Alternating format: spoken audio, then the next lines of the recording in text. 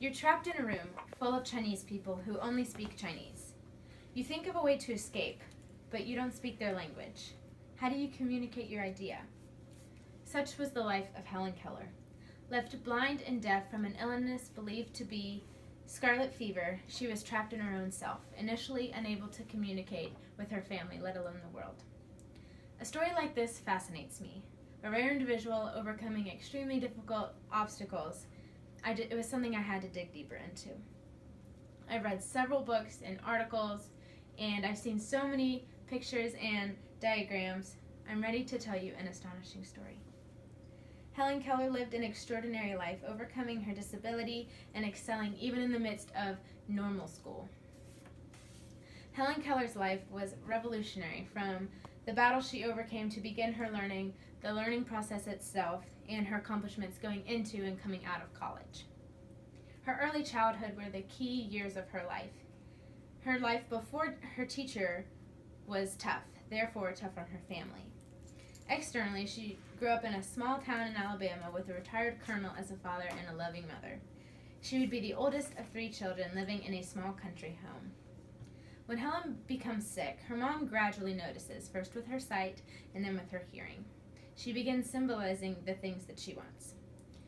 Internally, Helen had little ways of communicating with her family.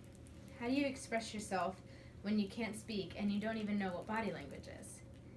Even with the signs that she did with her mom, how does she know that her moms love her? Does a hug even feel like a hug anymore? All of this caused internal mayhem for Helen. Joan Dash, author of The World at Her Fingertips, writes, "It seemed to her that herself, her normal childhood self, was taken over at times by another powerful being that she called Phantom. Phantom would be what Helen would refer to as her fits or her tantrums." Now that we've established the foundation for Helen's learning, let us move to the most important time of her life, her learning process. Helen's life with her teacher, Annie Sullivan, broadened her horizons and caused her to think, which was difficult for her to understand, being as she was blind and deaf. When Helen was young, her parents reached out to the Perkins Institute for the Blind, where they found Annie, who was taught by a blind and deaf individual, Laura Bridgman. When starting with Annie, Helen had to learn 4 things. Everything had a name: air, the ground, a hiccup, thunder, and lightning. That there are differences with the same thing. A China doll as opposed to a rag doll. There are differences, but yet they're both dolls.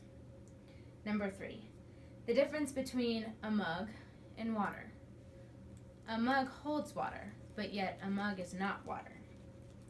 And abstract ideas and concepts. So things like that Helen would soon to be using, like political activities and political parties. Due to her rare condition, Helen had to work really hard to excel, let alone pass her high school and college classes. She progressed remarkably, and therefore Helen, at one of the top women's colleges, became a spectacle. She became involved in social justices, political parties, and political movements.